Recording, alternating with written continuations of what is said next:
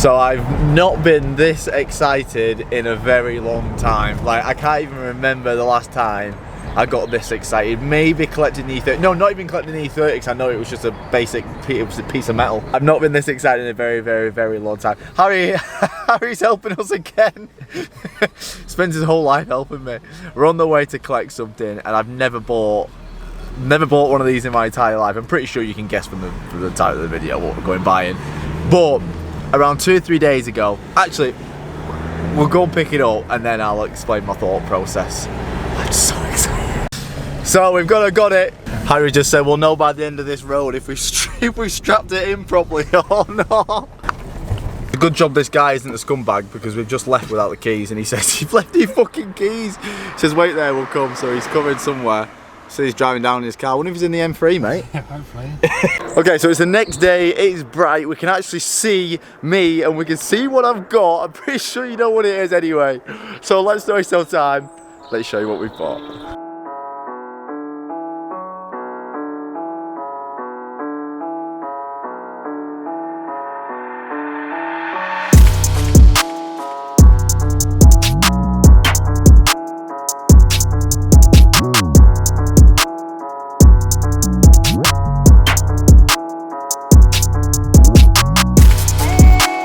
Yes, of course it's a motorbike, and it's not just a motorbike, it's a ZX6R.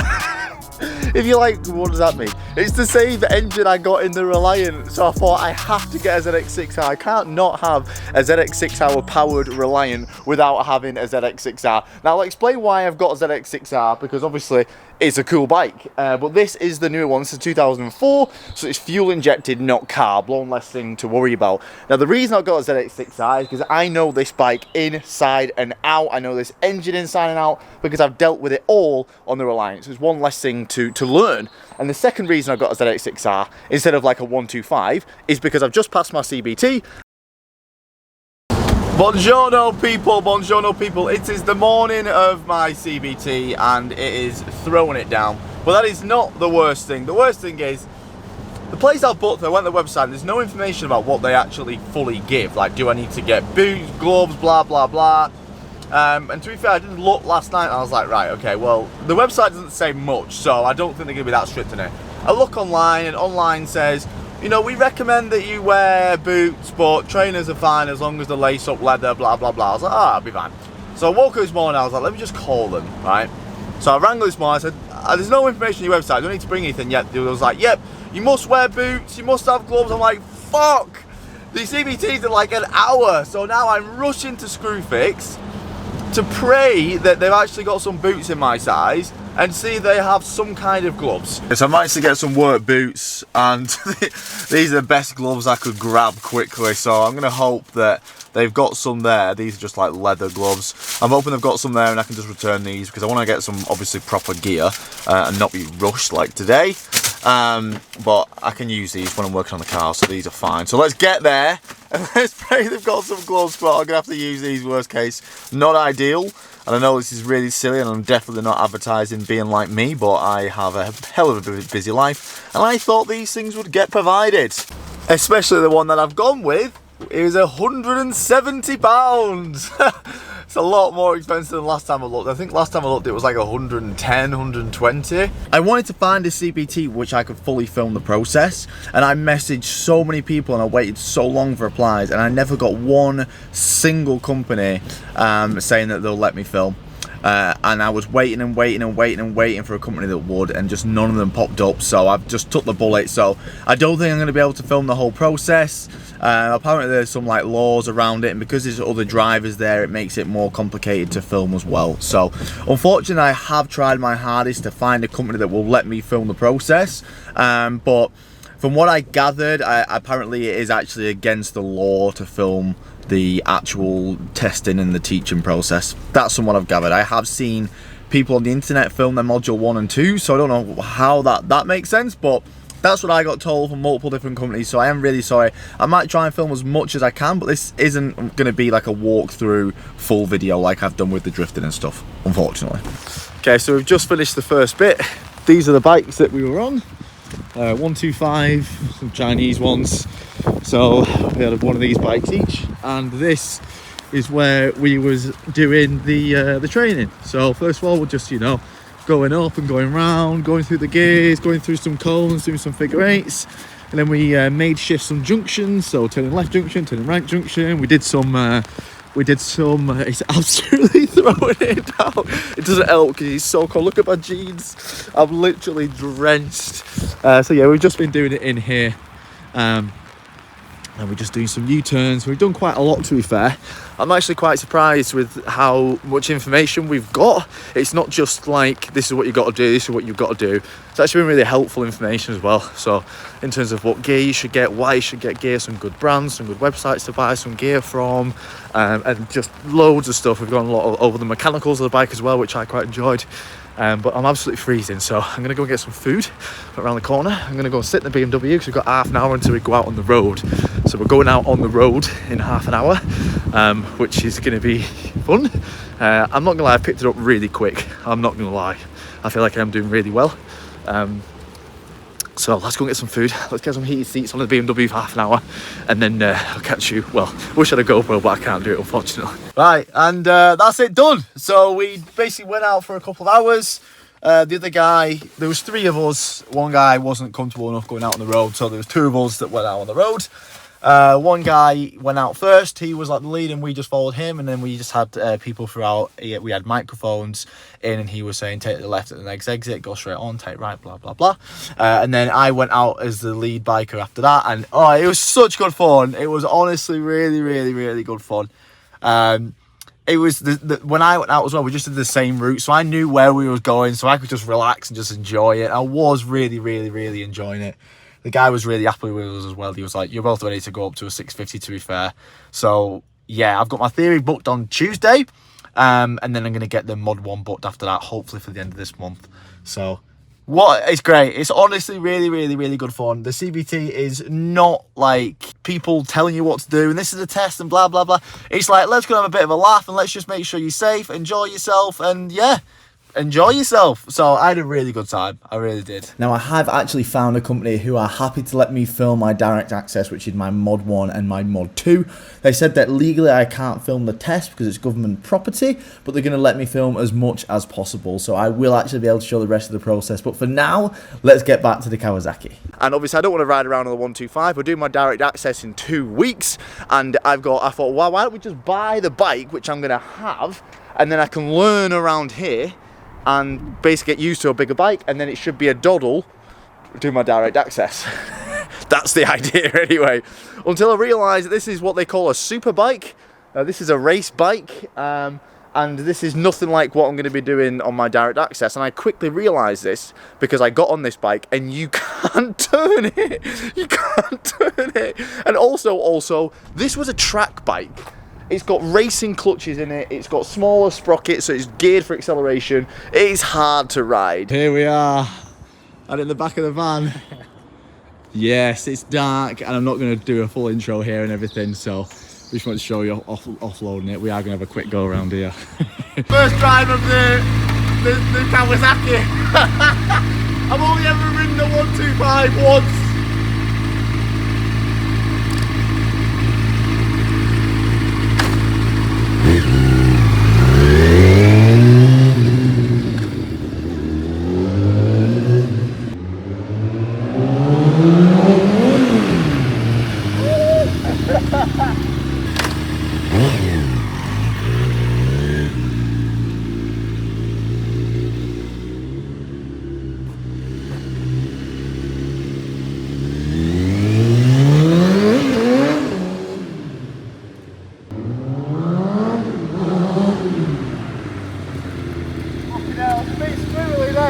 Like, honestly, like, the clutch is super heavy, it's so grabby, it's so hard to ride, it's so hard to turn. But I thought, if I just get a proper bike, a big bike, I can learn, I can basically use this to set out like a mock mod 1 test, so I can put the cones and do the slaloms and practice my U-turns, because that's what I struggled with in the CBT. I struggled with the tight maneuvers, where I was like, I'm fine on the road. So I know I can ride on the road, I know I can, you know, use the road. I just need bike control. Bike control is bike control, and if I learn bike control on a hard bloody bike to ride, It's going to be easy to do bike control on an easier bike to ride. Now let's go and have a look at the bike. So this is a ZX6R636. Is it a BH1? I'm not sure. I've had a guy called AD on Instagram. He is an absolute legend. He's helped me so much with the Reliant, and he said if he was me, he'd go for one of these bikes. He says that he's a stunt driver and he abuses these bikes all day long, and it's a really, really good bike. And I saw this one and I got it for £1,800. It's not got an MOT, and the potential is a slight issue with the clutch, but it's got, well, I've been driving it up and down here like all last night and all this evening as well, and it drives fine. Obviously it drives very aggressive, and it has got the EBC race clutches in there, which are really stiff. So if there was a potential clutch issue, I wasn't too bothered, because I'm probably going to take those springs out and just put normal clutches in, because learning a bike is hard enough as it is, never mind when you've got race clutches in there. But yeah, this is some kind of livery. I'm not entirely sure what kind of livery it is, but it's some kind of livery, and all the bike builders have been like, that is sick. And oh my god, so it's pretty much the same bike as I had with the Reliant. Same brake setup, but like as you said, this has been a track bike and it's super aggressive to drive. The brakes are honestly insane. The guy said he's got a bigger sprocket on the rear and a smaller sprocket on the here, so it's geared for acceleration, and holy shit is it fast. For me, I think it's fast anyway. Now I've currently got the seat off because I've been driving it all up and down and stuff, and obviously I've been turning it on and off and letting Harry have a go, and then turning it off and doing this and turning it off and blah blah blah, and the battery's dead, so I need to jump the battery. What we'll do is we'll jump the battery and I'll get a nice little start up video for you all.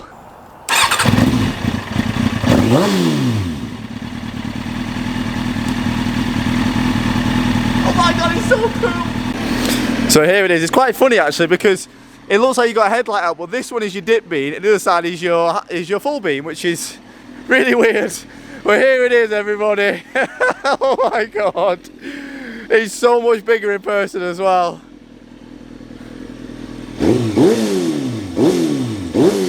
And it sounds unbelievable. It honestly sounds insane. It's such a nice sounding bike. It is loud, but like, it is fucking sounds so nice. So let's get the GoPro and let's take you for a little bit of a spin. You can hear me right now, but this is the best I've got. I've not got a setup for a bike. So this is actually a Kevlar lined hoodie. So you've got padding in here and it's all Kevlar. And one of the things I learned on my CVT is that Kevlar, when it comes on impact and stuff, it actually, like, the fibers break, and it actually, I'm not sure of the wording, but it protects you really well. So this is a Kevlar jacket, and then obviously safety first, so we've got some gloves as well. So let's take for a first drive. First got the bike, it was idling really high. Now although it's injected, it's actually got a choke, which is quite interesting, because I don't know how that works. So I let it get warm tonight, and I've dropped the idle a bit because it was really, really, really high. Now you'll see in a minute how grippy these clutches are, and it's really, and also because this is a race bike, you use it on track, it's not 1 down 5 up, it's 1 up 5 down. You can change it, it's got to just flip the sprocket around. But there's gear, right? Now you can actually see, if I let go of the clutch a little bit, you see, shit, I forgot the battery. No, no, no, no. Please, no. Let's not do that again. And let's not stall it accidentally as well. That'd be embarrassing, so that's first, right? And here we go. And we're on a bike, boys. Now first gear is like, it's either on or off. Like, it's really hard to be smooth in first gear, honestly. Like, listen to that's me being really smooth. It's really hard, so literally the best way to ride is just go straight into second gear, and then it's a lot smoother then. On a bike, motherfuckers!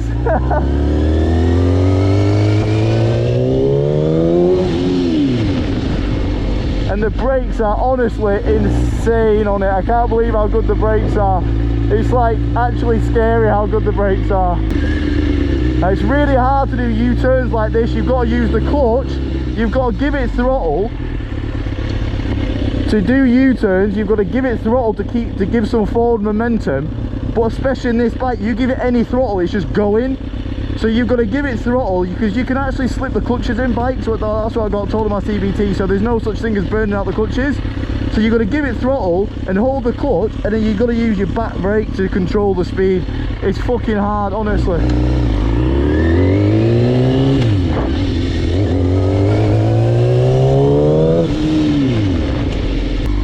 I just want to get better and just get more confident actually riding a bike. It's probably not good. I need to change the gears around as soon as possible, really, because I'm going to get used to going up to first, and it's really not good. So literally I'm just going to get used to just doing slow driving, using the rear brake, and just get used to like doing like slow turns, you know. Keep the clutch in and use the rear brake to slow yourself down. Like that. But you don't want to do it in second gear, because you're going to it's going to bog. But first in this, honestly, first in this bike is absolutely horrendous. It's really aggressive. So I'm just going to get used to just like going round, using the clutch and the brake, and just go around like tight maneuvers like this. But the thing is, on the test, if you put your foot down like that, you've failed. So like that's what I need to get better at, just doing tight maneuvers and like using the weight of me, and just see how close I can get, and just get used to doing that. Like that's the hardest thing, is just doing all these three things at once on your hands instead of your feet, you know. Like I've got great clutch control in a car, but the one thing you need to teach yourself is to slow yourself down. Don't come off the throttle. Use the clutch and the rear brake. And that's one thing that you will never do with a car. Like, you know, to slow yourself down, you always really come off the throttle, because I've learned that, you know, if you stay on the clutch and throttle, you're going to kill your fucking clutch. Whereas on bikes, it don't matter. But like this is nice and controlled, but you see how it's bogging down a bit. So that's why I need to come on the throttle more and just have a bit more clutch, and then use the rear brake a bit more like that. But that's what I've got to do. I've got to practice doing that both. What the fuck? Just drove over something. Was that a rock? But it's a bit wet now, it's raining, so I've got to be careful.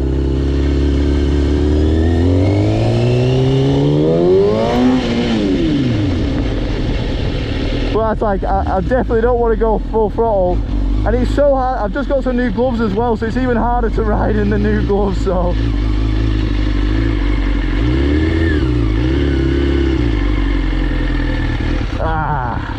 It is hard. Like U-turns is one thing I'm really struggling with.